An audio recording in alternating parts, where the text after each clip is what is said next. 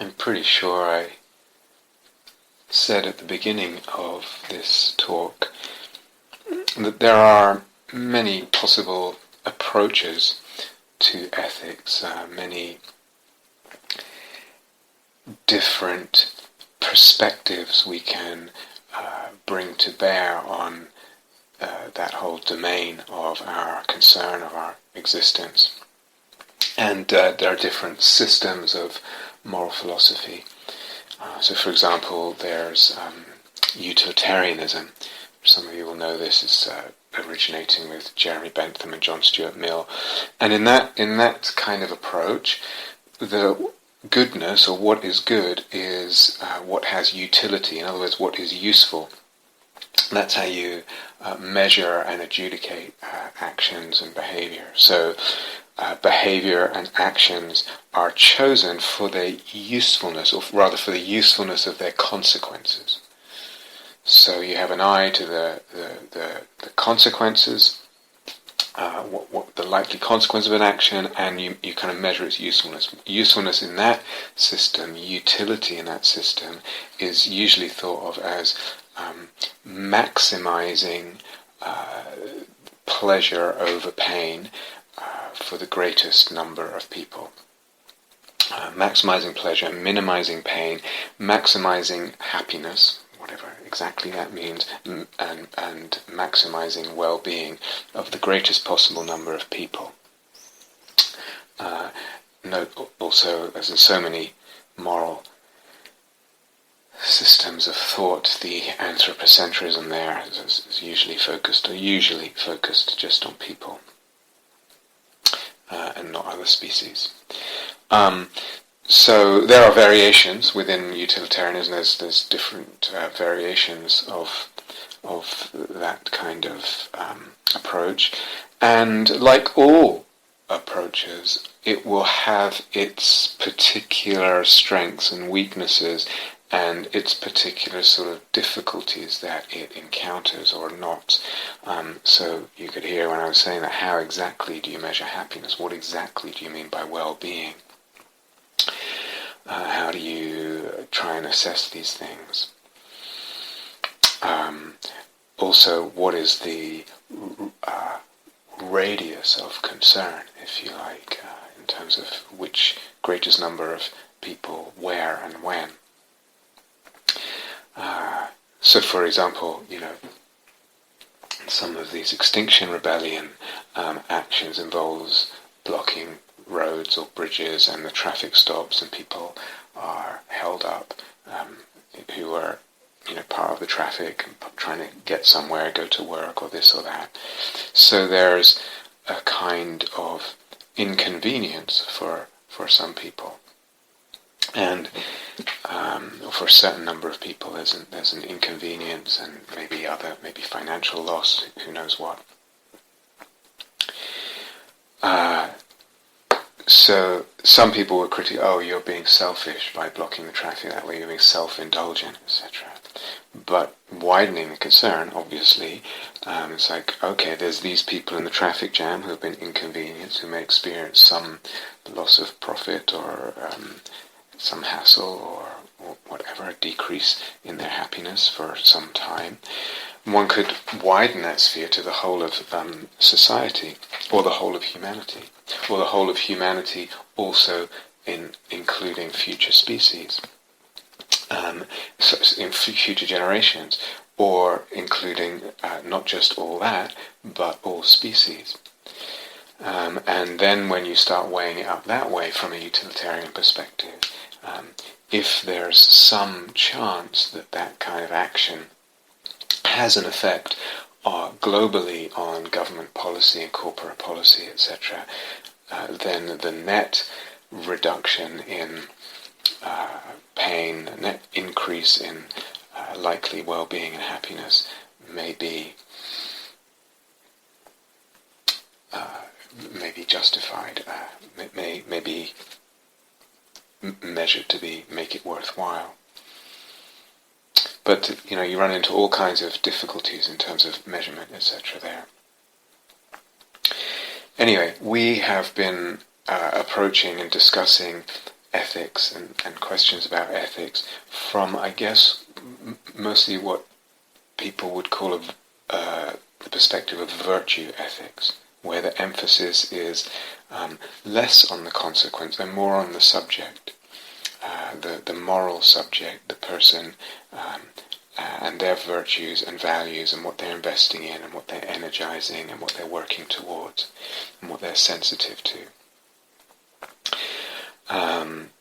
And here, in that perspective, there's this shift of emphasis, as I said, and moral values as values. Moral values are not regarded as dependent on or proportional to their worth. Their value is not proportional to, as John Finley says, as he kind of summarizes Hartmann's approach, is not dependent on the amount or degree of the lower values they actualize or aim at.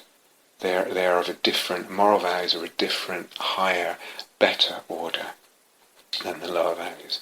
So he gives an example. For example, the value of active justice in a moral agent. So a person working towards or implementing a situation of justice, let's say adjudicating between two parties, people or communities or whatever.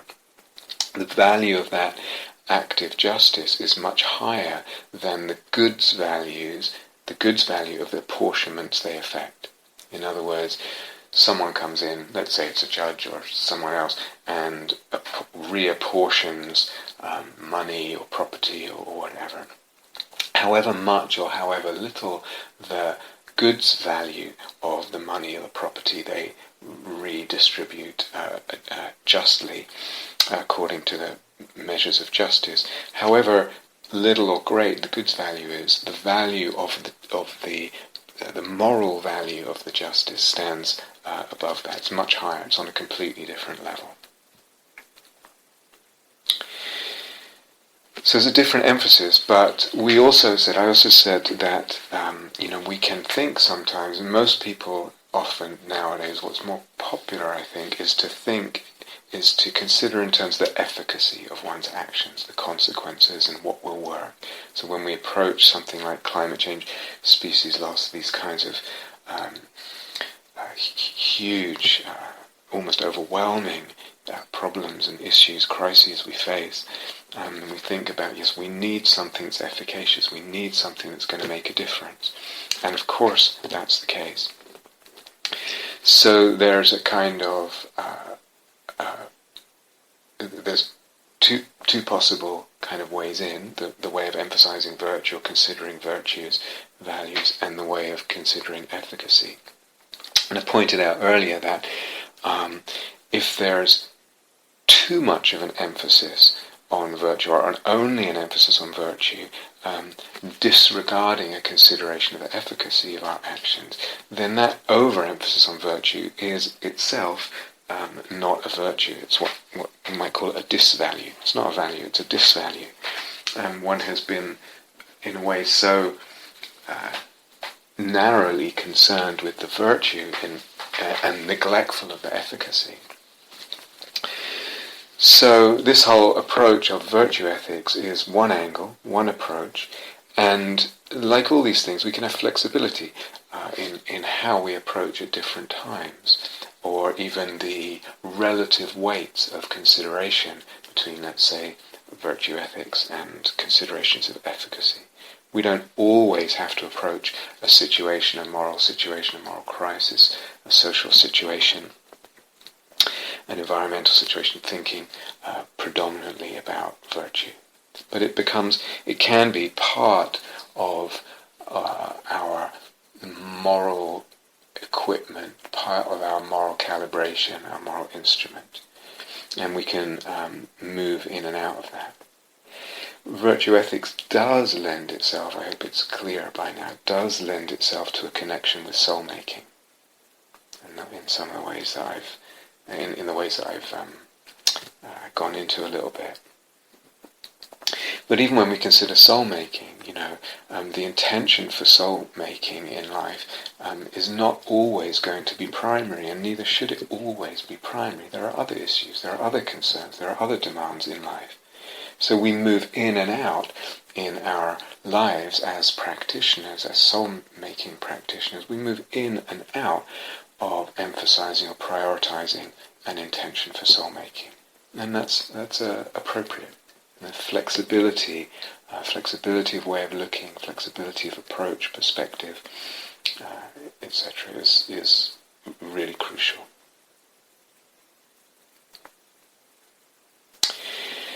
And so there's this whole, when we consider values and virtues, there's this whole possibility of, to some extent, delineating and sensing a kind of hierarchy of values. There's higher values and lower values. And to some extent that's possible to discern where things stand, where two values might stand relative to each other on that hierarchy, on what Hartmann calls the scale of values. And in his way of thinking, goodness is the inclination, the tendency to choose the higher value. So sometimes, like we said, sometimes this is obvious. It's obvious that this value is higher than that value. Among moral values, it's obvious, as we said just now, that moral values are higher than goods values in that way of thinking, that way of it's really a kind of sensibility, that sensibility to existence. In that sensibility to existence, that soul sensibility to existence, moral values are higher than goods values. But some of those distinctions are obvious. Some of those distinctions of grade, of height, relative height between values, or some are much less obvious. And it also, I think, is important to realize that the rank, or what Hartmann calls the grade, the place on the hierarchy of values, is not necessarily inherent in the value only. So to some extent it is, but also we have these other considerations. For example, the fact that we might need to consider a virtue or a value as a complex of other virtues and values. So that already, with this notion of a counterweight needed, etc. So that already complicates the issue when we consider that we're really talking about balances and spectra rather than single cut and dry black and white virtues. And the second reason that the rank or grade or height of a value is not necessarily inherent just in the value itself is that also, again, when we consider it with a bit more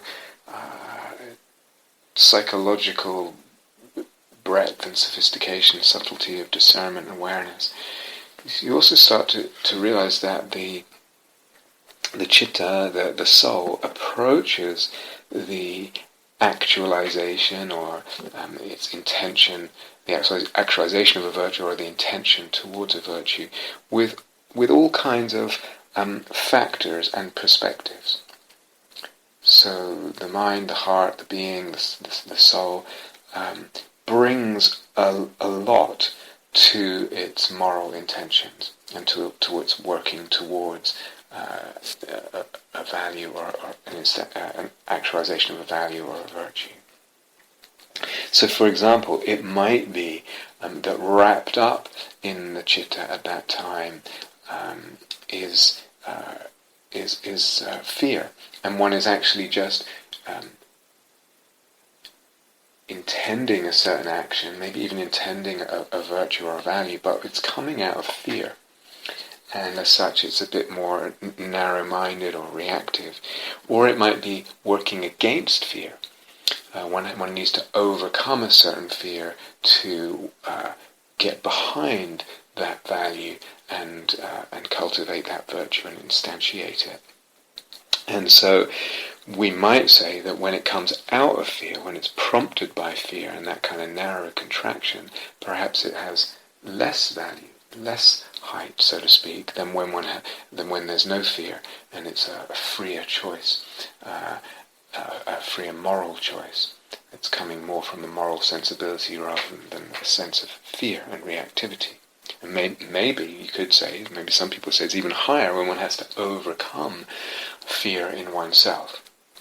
I'm afraid of the consequences. If I speak up courageously, I'm afraid of the consequences. I'm afraid, in protest, I'm afraid of the consequences of getting arrested. I'm afraid of the consequences of getting a criminal record. I'm afraid of what people think. I'm afraid of getting ostracized, etc.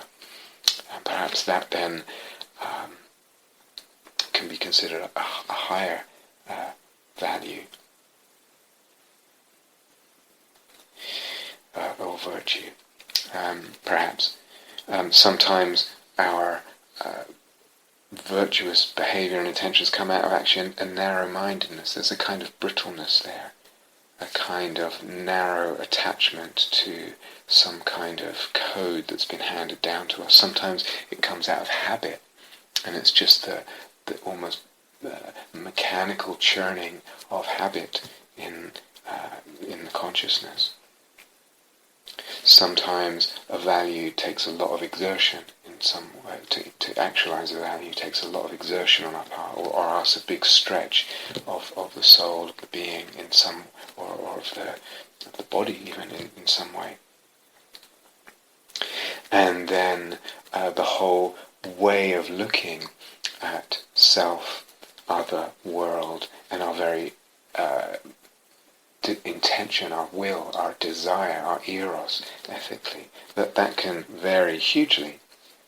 And so we might say that there's a higher virtue when those ways of looking are richer, deeper, wider, more noble, more ensouled. So all these other factors come in, and we might say that the height or grade of a value or a virtue depends also on those. All those other factors there, what else is going on in the whole being, the totality. It's a function, if you like, the height to a certain extent is a function of that whole complex of intentions and ways of looking and factors, forces in the psyche. So with any virtuous intention or moral action, there can be a kind of flat, if you like, ego level version, a version that's based on some kind of fixated image, what we might call in our soul-making language, or it's kind of impoverished. It's an impoverished image. That kind of version of the same virtue looks the same to a certain extent, or it could be much more soulful, much richer, multidimensional, with the sense of divinity, with all of that. And there's a spectrum here. Again, it's not black and white. There's a whole spectrum. But all these, once we start to attune in this way and discern in this way, such as, wow, it's really quite a complex territory here in terms of judging heights of values and virtues. So some care is needed in that.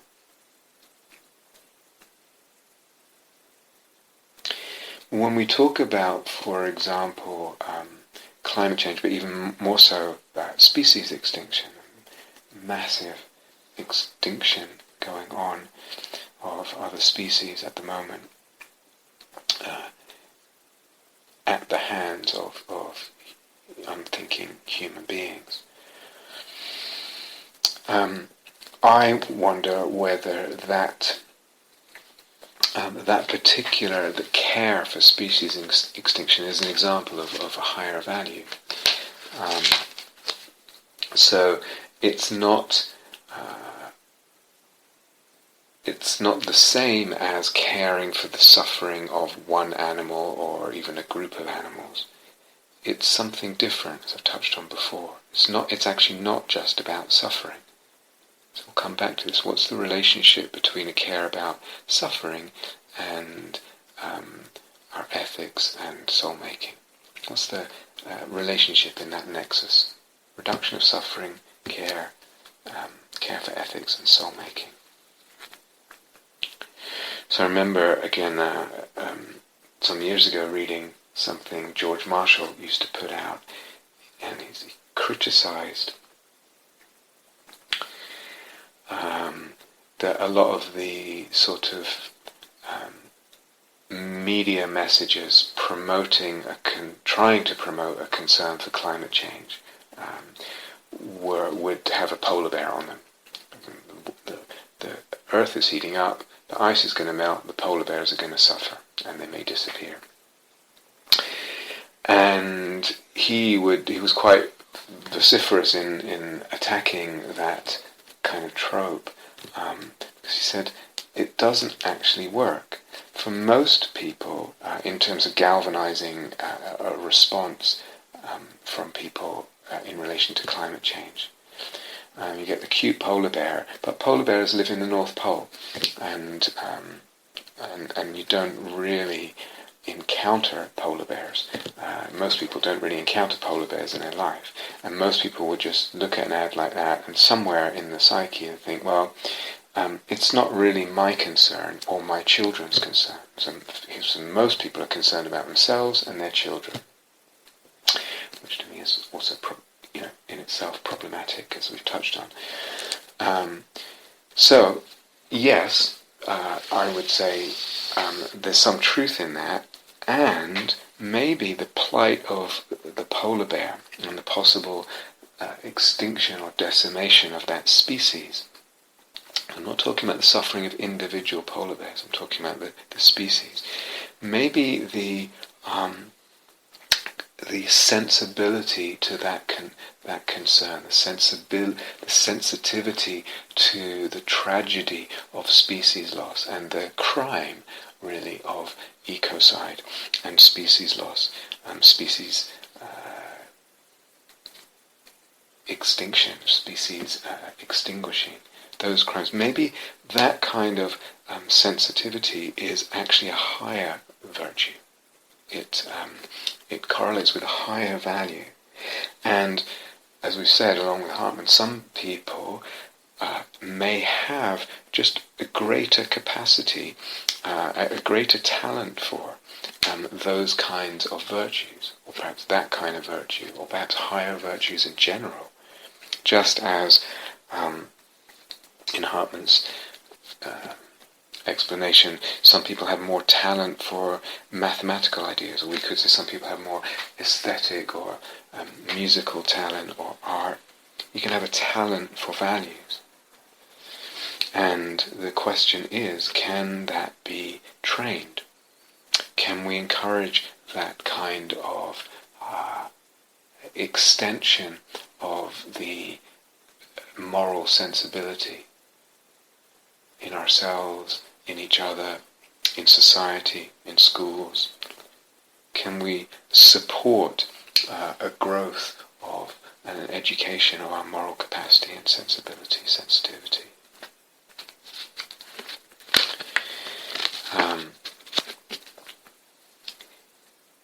Like I said, there's we talked about Polly Higgins, but also recently there was the UN Executive Director for I think it's called the Convention on Support, the Convention for the Support of Biological Diversity, or something like that. And again, I've forgotten her name, but she also said this biological diversity, the species diversity, the thriving of many different species, is necessary to maintain the natural life support systems on which humanity depends. And she added, with biodiversity, with this need for a richness and a plethora of different species, with biodiversity is not so clear as with climate change, where people might feel the impact in their everyday life. With biodiversity is not so clear, but by the time you feel what is happening, it's too late for us. It will be too late for us. When the bees stop pollinating because there aren't enough bees, we will suffer in terms of our agriculture.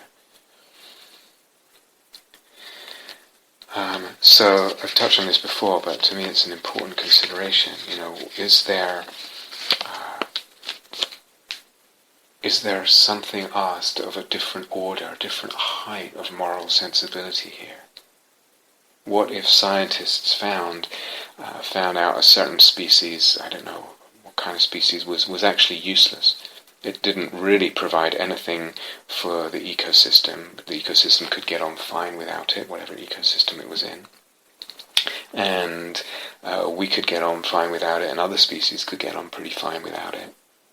Perhaps it's just merely beautiful, merely graceful, merely remarkable, and merely miraculous. And perhaps it's not even beautiful. Is a haddock beautiful? We have also, again, a narrow sensibility in terms of beauty, often is the case. So the polar bears tend to be with him. They're potentially very dangerous animals, but they're furry and cuddly and warm. A haddock is cold and slippery and wet, and to most people's eyes, not that beautiful. But then, if there was this useless species, would it then be okay if ethically, if our actions made it forever extinct? There's some other level here that's, I think, important, some other level of sensibility to me. And, is this an elitist sort of request, an elitist demand, an elitist aspiration? Yeah, maybe it is. But I said right at the beginning, I may sound like an elitist. I probably am an elitist. The whole movement towards awakening is a very elitist movement. It's not like everyone's really going to take that up, even in terms of how many Dharma people really take up the real, seriously, a real movement to deep awakening and insight. So it's only, a small portion of even Dharma people. Soul-making asks so much in terms of us, in terms of our skills and the aspects of our being, the demands, the stretches, the know-how, the art of it. Samadhi, even I was a musician, it's elitist. Not everyone can do that or train that way, and to take that to a high level of art. But again, I recall Hartmann's notion of the noble and his kind of insistence that it's through the noble few, those who stretch the sensibility, that humanity evolves spiritually. Through their leading, their opening the doors, through which more people then follow after them, are kind of converted or infected with that sensibility, that moral sensibility.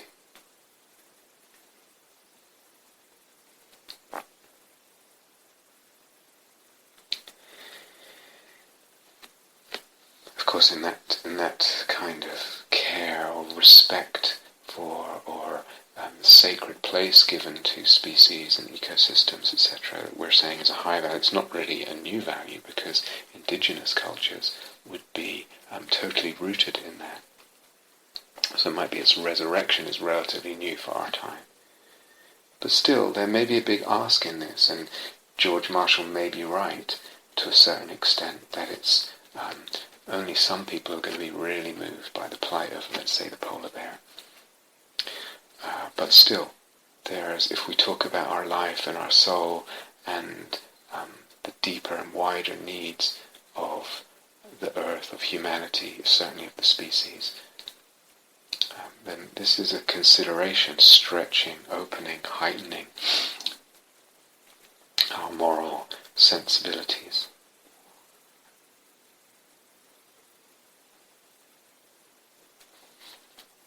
And as I said, a species loss is not the same as concern for the suffering of one animal, or even of many large numbers of animals. There's something else, there's some other sensibility. And all this, what we've been talking about, begs the question to a certain extent of what then is the relationship of these ways of thinking about ethics and the whole thrust and intention, primary thrust and intention of the Dharma to reduce suffering. So, happily, our attraction to a need for moral values is often satisfied to a certain extent at least, but in our attention to a need for and pursuit of a reduction in suffering, a reduction in dukkha. But in most cases, it might not be enough to notice that there are, in fact, two directions of our desire there. So, keep the precepts, for example, as an ethical investment and commitment reduces some suffering. But again, there may be, as I said, two directions or two strata of our intention here. So the love of higher moral values, the love, the attraction and the eros for a higher ethos, or an ethos that encompasses the higher, that cares about the higher. The beauty of sacrifice, the images and archetypes and values bound up in a fuller and more powerful devotion to ethics may well not overlap with the idea or the thrust, the intention for decreasing suffering, other than as a promise of reward, of a future rebirth or heaven or whatever you might believe. Or if there are gifts and rewards from a devotion like that, a kind of deep, high, wide, very attuned moral sensibility and commitments. If there are rewards from such a devotion in some cases, they are relatively subtle. So the decrease in the kind of attenuation of self-sense, the openness of heart, the seeing, the dependent arising of the perception of self, other world, these are all relatively subtle gifts, if you like, rewards from that kind of devotion.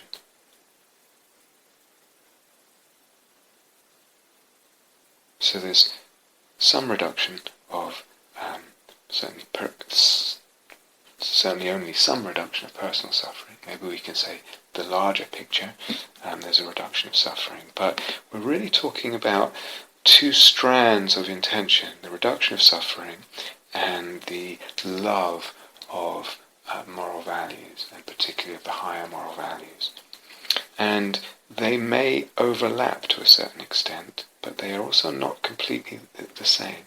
And again, the question is, what do we love and what do we want? What are we devoted to? The decrease of suffering or the beauty and soul attraction of moral values? So as I said, they're not all exactly and always the same thing. There's not a complete overlap between the two. As we said, because values are an element of sensing the soul, one of the 28 elements we've delineated so far, there is an overlap with soul-making. Many people, I've said this before, many people, perhaps most people would assume at first that an overlap with decreasing our suffering would be more likely to be the case. The overlap between the concern for morals and the reduction of suffering. And they would harbour some kind of moral, some kind of suspicion of prioritization of soul-making intentions. But, as we said, soul-making intentions implicitly or explicitly include a devotion to values, or rather to some or other values from the sort of the pantheon, the zodiac of values.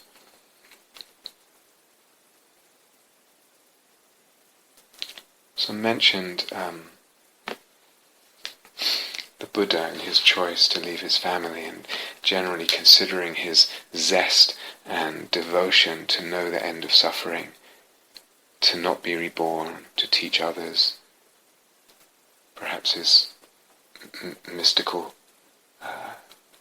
hunger, his hunger to know the mystical. You don't really hear that one so much in the Pali Canon. And that devotion, that intention, trumped his sense of his moral responsibility to be there for his wife and his young son. So he basically abandoned them in this antinomy, in this conflict of values. He chose one. Now, you could argue that in his life he always chose what would maximally lessen the suffering for the totality in all time, which is, as we started this part of the talk, so that's a version of utilitarianism. And then that's how he was thinking. He was, if I become a Buddha, I'll probably help more people than if I stay at home and become a world monarch and keep with my family. And so many people would kind of construe it that way. That he chose that because in the totality of things it would reduce more suffering and increase more happiness for more people over time than if he stayed at home and did other stuff, ruled a kingdom, etc. But actually that seems to me, if I'm honest, and maybe if we feel into it a little more carefully, it seems a bit of a psychologically naive view or belief or assertion. Maybe that's heretical. So if you feel into the psychology there,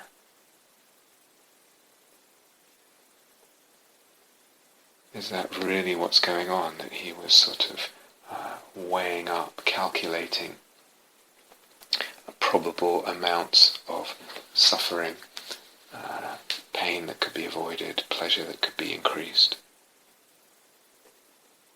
Or was his drive, his love, his devotion, his determination, his desire, his choice coming out of a richer psychology that had also to do with his soul? What was beautiful to him, what called him? To say all this, another way, or approach it from a slightly different direction. Take, for example, metta. It's regarded as a value in Buddha Dharma, but as a value, it's subordinate to and dependent on the higher and, in a way, more fundamental, more central value given to reducing suffering. Actually, the direction of ending suffering. So metta is one component, one element in that path that prioritizes the end of suffering. And its primary purpose is for that. Ending rebirth. So metta is a value in that system of thought because it reduces suffering and leads to the end of suffering, which is its primary value.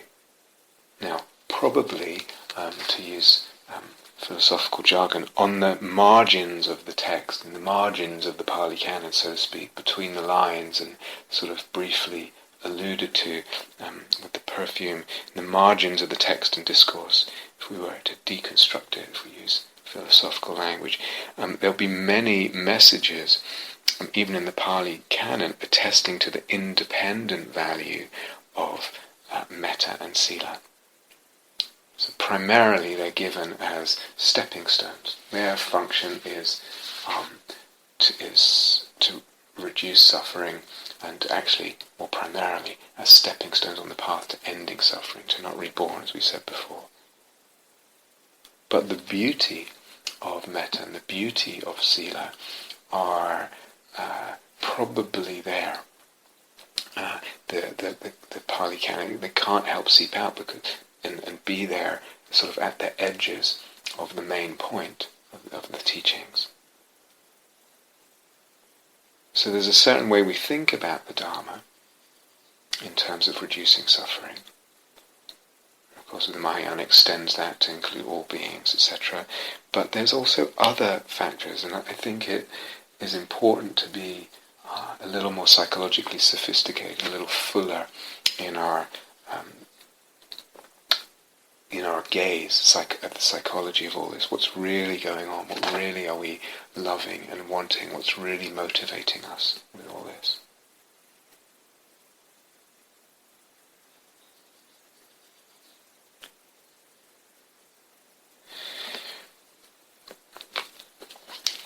again, if I just look around me right now, it's interesting. So this question about ethics, the emphasis in Buddha Dharma on reducing suffering, and that sort of principal way of conceiving what we're doing,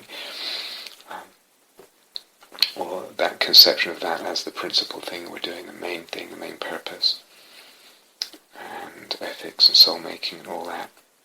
And I look around me right now, and certainly in Devon, where I live, there's very suddenly, really, a lot of Dharma people suddenly involved in for example, Extinction Rebellion and actions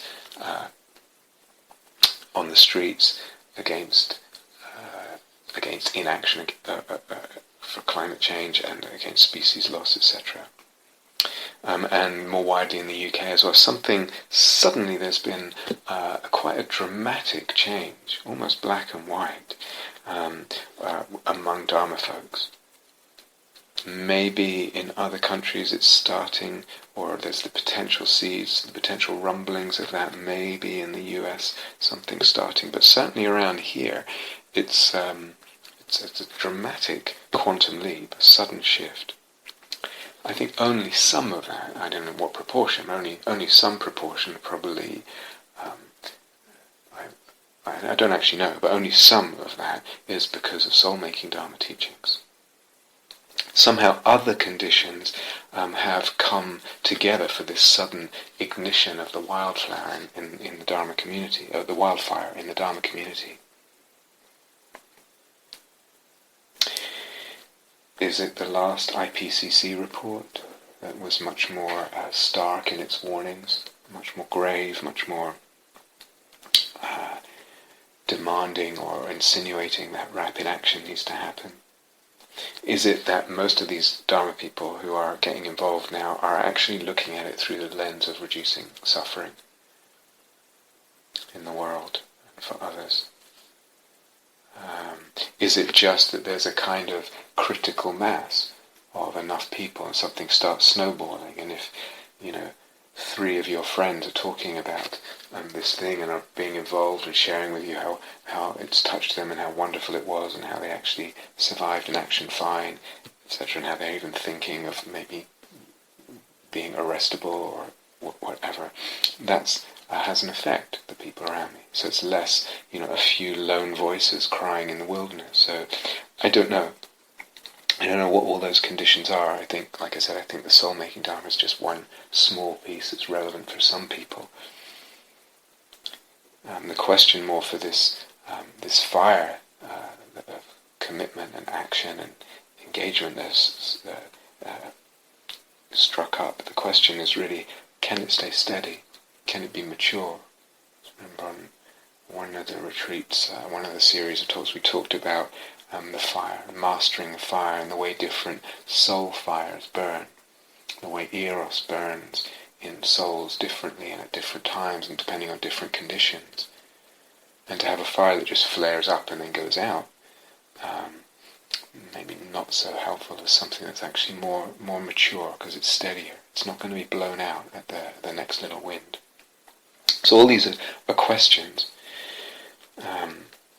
but it may be, as I said, that for many of those people it's really just a consideration. It is a utilitarian consideration of weighing up of what's the net amount of suffering here, and that's what's galvanizing their response, and that's what's rather framing their perspective and their conceiving of the whole issue and whether to get involved or not, and the commitment and the action and the engagement is supported by a whole web of other conditions.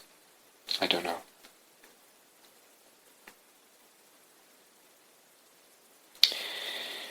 But if we stay with this question of the relationship, the nexus between reducing suffering and soul-making and ethics, etc., and values. As I've said before, when talking about Buddha Dharma, talking about awakening, and there's a kind of petering out of the whole notion of awakening as an ending of rebirth, ending the cycle of rebirth, is, I don't know, fewer and fewer people who actually, they may believe in rebirth, but that's actually at the core of their being. What they're aiming for is to end their rebirth. That's become, I think, in Western Dharma, certainly in the people I meet, get a sense from and hear from, it's become rarer and rarer. And so that opens up, what are we actually aiming for? When we're talking about the goal of the path and awakening, if it's not ending rebirth? So it might be just this, as I said, utilitarian working towards a reduction of suffering, maybe just my suffering, maybe much wider in the more Mahayana sense of all beings. But there's something else, there's other factors, as I've been saying. And there's something about meaningfulness. As we said, that's an element of soul-making, it's an element of the imaginal, it's an element of sensing the soul.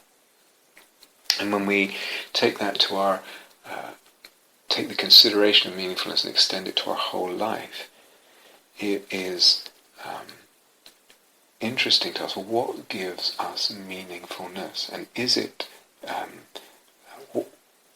only a kind of utilitarian reduction of suffering? So yes, that has its place, absolutely. But there are other strata and factors that are part of our psyche and we need to kind of be aware of, more consciously aware of, I think, when we look at what's going on for us and what renders life fruitful, fulfilling, meaningful. So there's a quote from Predrag Chikovaki. I think I mentioned it before in another series of talks. He wrote a book about Hartmann, I thought quite a good book, and he says, one of the central claims of Hartmann's entire philosophical opus is not just around morality and ethics, but one of the central claims of Hartmann's entire philosophical opus is that it is precisely useful values. It is precisely useless values that bestow meaning upon life. It is precisely useless values that bestow meaning upon life. By uselessness, he means neither fruitlessness nor meaninglessness. Uselessness only refers to the absence of any tangible purpose or visible end. It is on such useless values that we depend when we attempt to bestow meaning on our strivings and struggles. So he would also include in that, I'm pretty sure, well, I certainly do, art as something ultimately useless. So the whole notion of, as I said, for me, aesthetics and the consideration of beauty is totally wrapped up in our in the domain of what it's connected with. It's wrapped up in this domain of the useless values. For me, there's almost no boundary between aesthetic concerns, the love of beauty, the care for beauty, and moral concerns.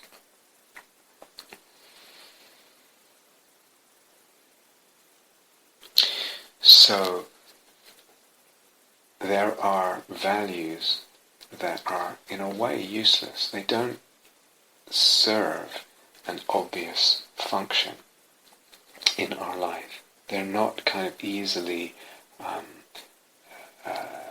brought under a utilitarian kind of framework. And these are often the higher values. The higher values are often useless. So, for example, an aesthetic sensibility is kind of useless from a certain perspective. But, as I said, I think in the last part, these higher values need to rest on the lower values as a foundation. They depend on the lower. And without them, they are kind of hollow. So a care for higher values, a care for aesthetics, for example, that doesn't care for justice or kindness, completely neglects those, it causes a collapse in the whole value of the aesthetic care. Let me read again a few things from Hartmann here. So the more elementary values, the lower values, the more negative commandments go with them. So they prohibitions, thou shalt not steal, not murder, etc. And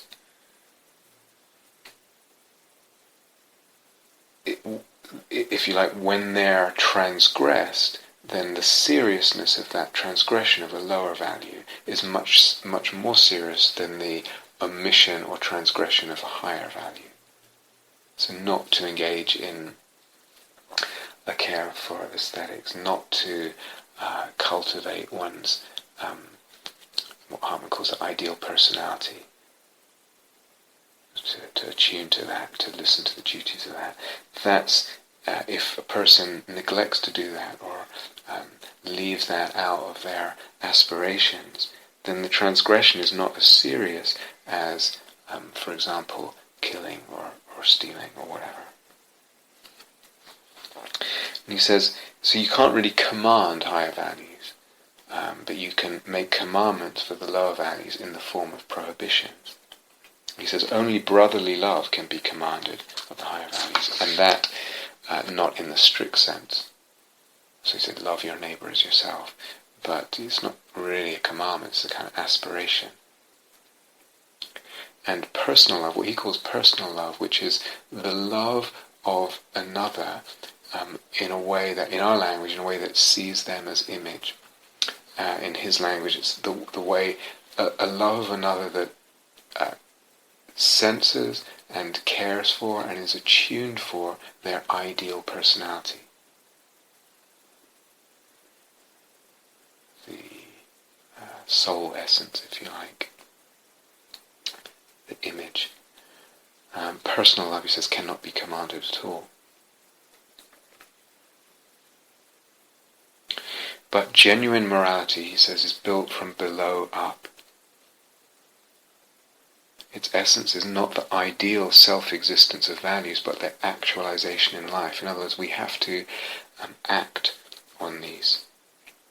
Only upon the actualization of the lower does the actualization of a higher value rest solidly.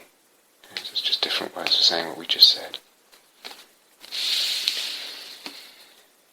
And without that, as I said, they're hollow. They smell off. If there's not, if there's a transgression of lower values, but one cares for higher values, something's off. It strikes one as off. In transgressing against a lower value, it has more consequences. It has consequences on a wider range of our existence. So the consequences of one person not caring about this or that particular higher value are much more limited. So the higher value, he writes, has a narrower field of activity, contains less palpable substance. Its existence for itself is more pronounced. What's the purpose of that higher value? It exists for itself. This concern with beauty, this concern even with my ideal personality. Yes, if I can actualize, if I can follow my soul's calling, if I can listen for the angel out ahead and do my duty, that will bestow gifts on the world. But in a way it's just for itself. It's for the beauty of itself, for the soul-making itself. Its existence for itself is more pronounced, the higher value. It stands and falls for itself alone. When it suffers injury, it injures little else, only what stands above it in order of rank. The basis beneath it remains intact. This becomes most evident in extreme cases like that of the dispensing of spiritual value, this sort of radiant virtue that I was talking about, which is altogether useless and has nothing further dependent upon it.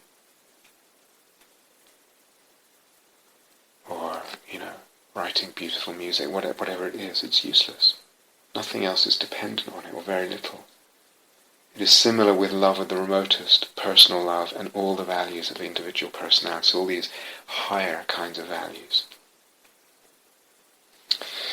And just one more short passage. So the higher values, he writes, possess their superiority in the conferring of meaning upon life and in its fulfillment. Those are the ones that really give this sense of meaningfulness and fulfillment in our life. For the meaning of the moral life, he writes, is no more to be found in the lower values than its foundations are to be found in the higher.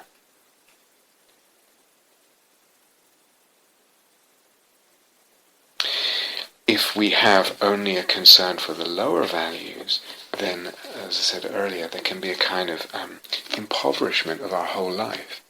Our whole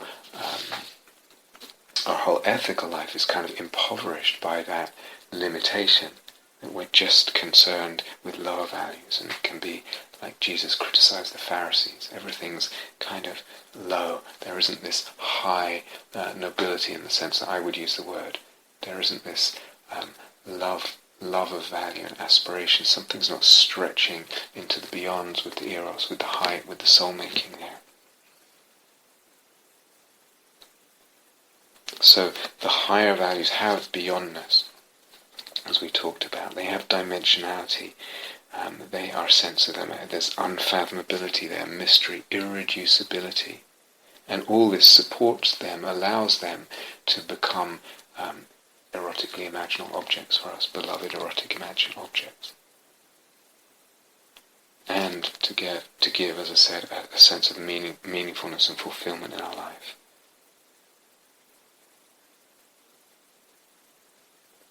Somewhere Hartmann wrote also something like, the aims of our life, of our moral life, should be placed so high that we can only just discern them, but their foundations should be laid as firmly as possible.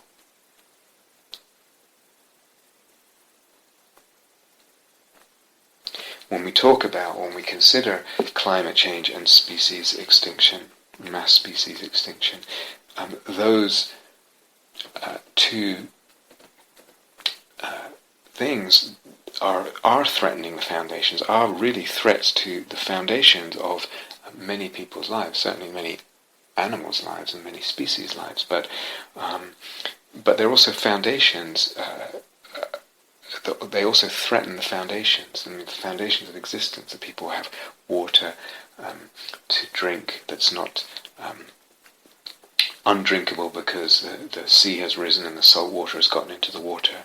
That people will not live in climates where it's actually too hot to cool the body at certain times of the year. People die from the heat where there's enough rain but not flooding and all this. So the foundations are threatened through those that kind of unfolding and the lack of care with regard to climate change and species extinction. But also, at the same time as that it's an issue of foundations here, and thus they are issues that pertain to the lower moral values. Thou shalt not kill? Well, watch your climate emissions, watch our climate emissions, or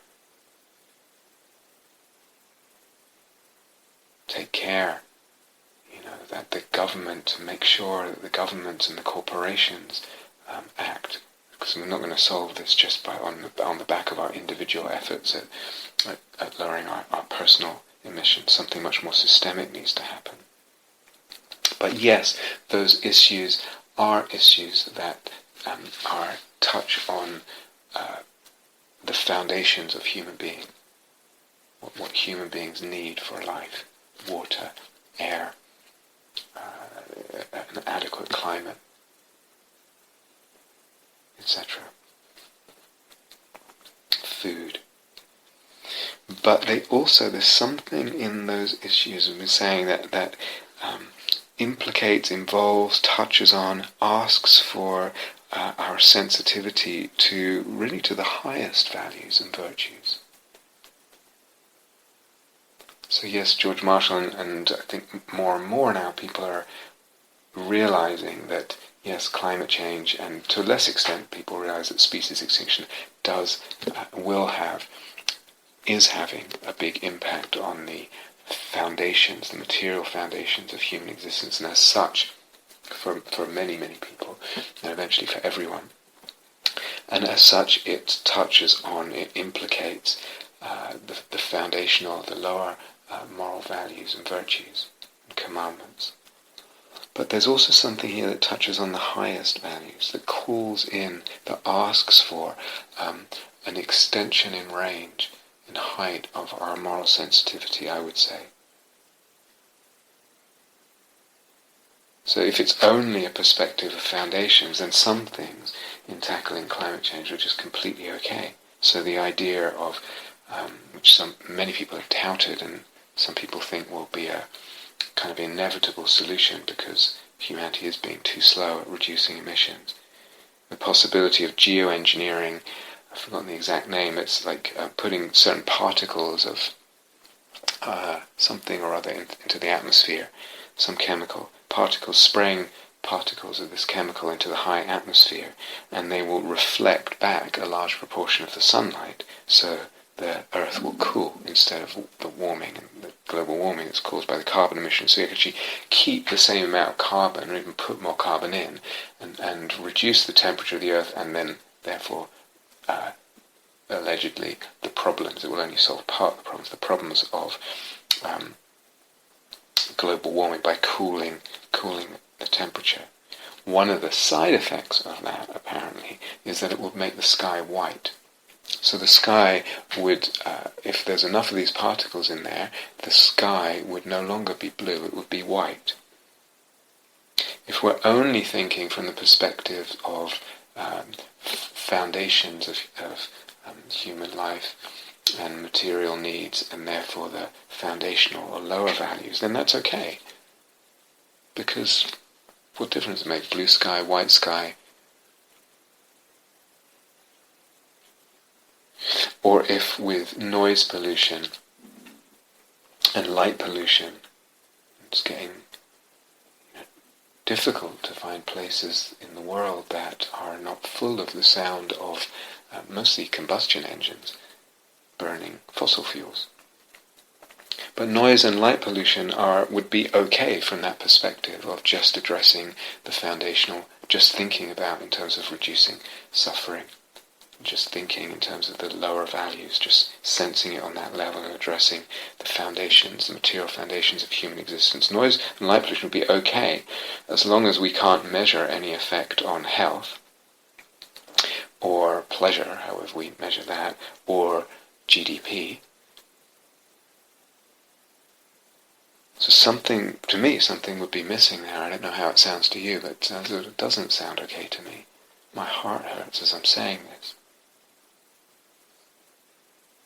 To me, to my soul, something else is needed. Something else is calling, a deepening, a widening, an ensouling of our ways of looking, of our view, our sense, our conception of ourselves, our anthropology, our sense of our individual self, our sense of our communities, but also our anthropology, our sense of what human beings are and what their place is in the cosmos.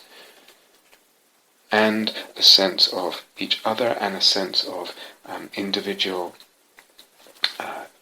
things and beings in the natural world, and a sense of the whole world. All this, something else is called, and that has to do with higher values. They are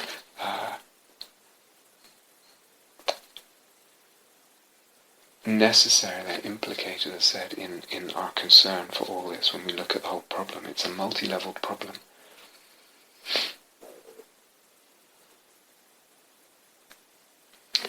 Some people, as I mentioned the other day, some people have said to me or something like, soulmaking, dharma, it's really what humanity needs right now. It's the new frontier, or in this time of sort of postmodernism, it's got all the aspects that are needed for taking us forward out of the sort of quagmire or stagnation that came with postmodernism and where we are now in our whole vision of ourselves and philosophy and all that stuff.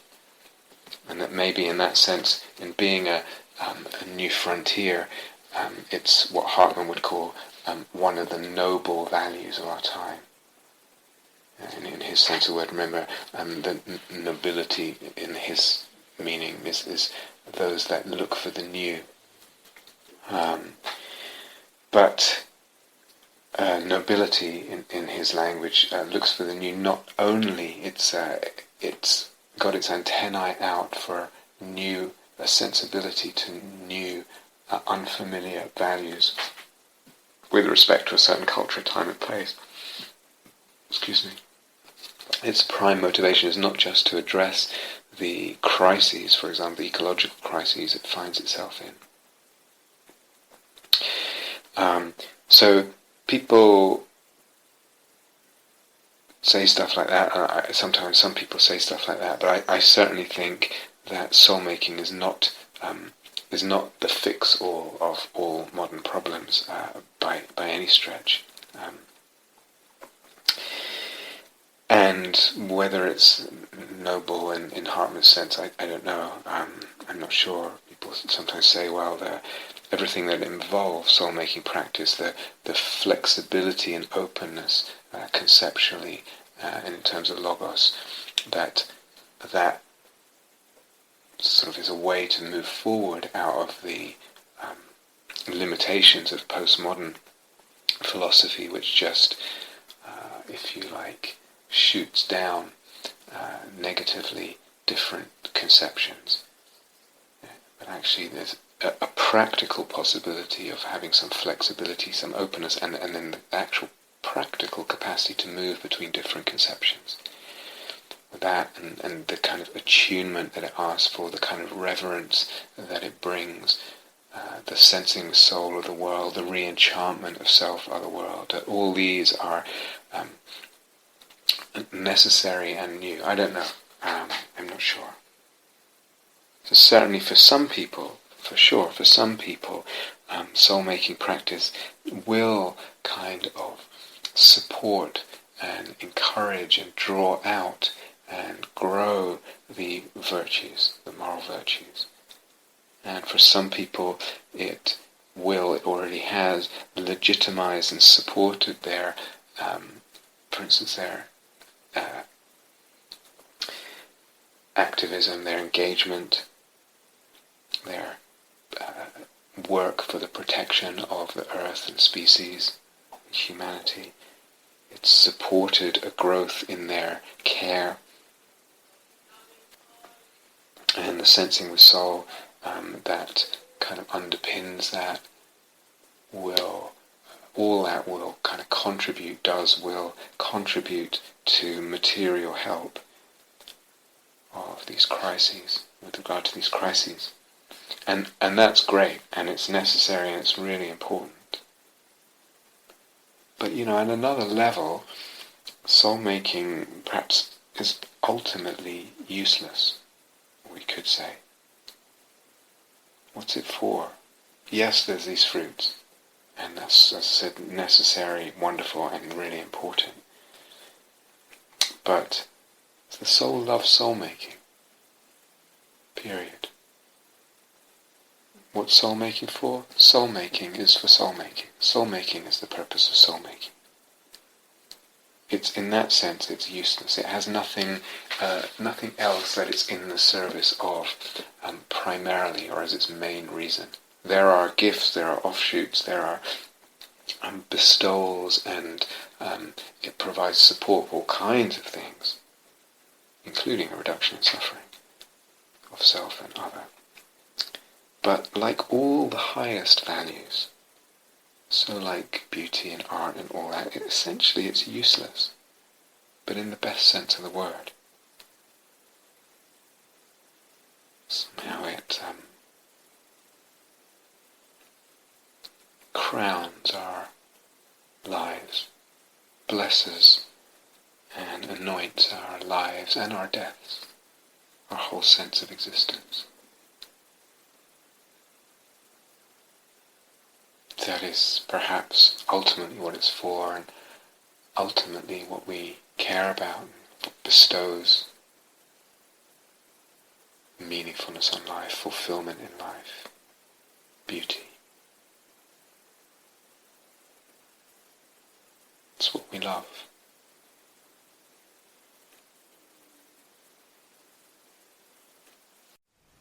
Thank you for listening. To learn how you can support the teachers and Dharma Seed, please visit dharmaseed.org/donate.